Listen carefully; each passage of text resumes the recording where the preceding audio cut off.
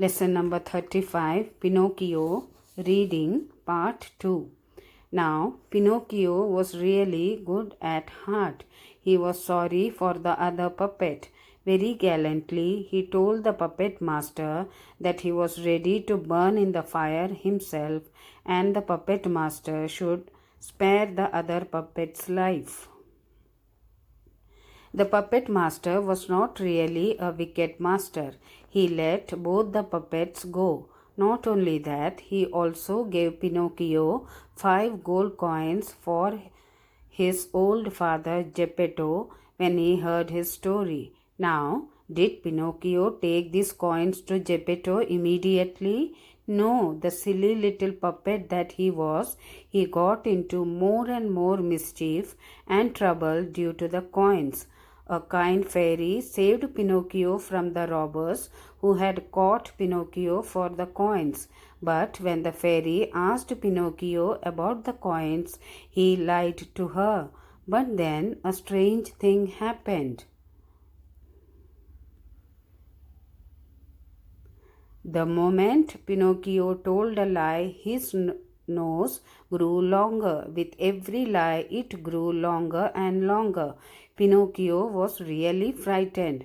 He asked the fairy to forgive him and promised never to tell lies again.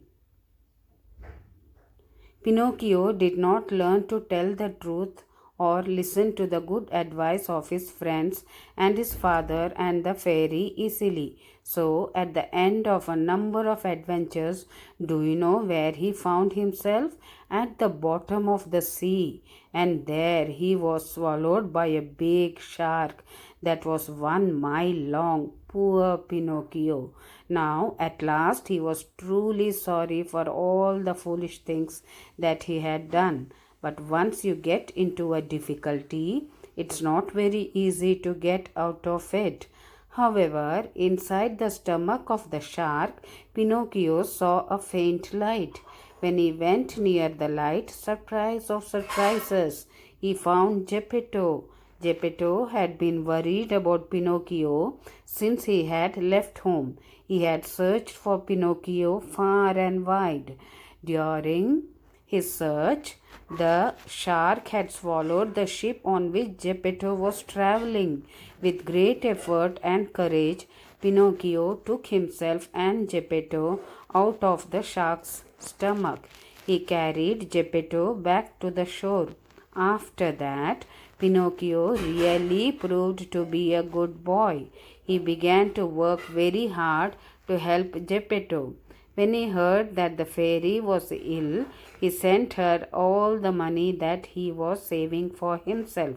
And then, to his joy and amazement, he found that he had turned into a real boy.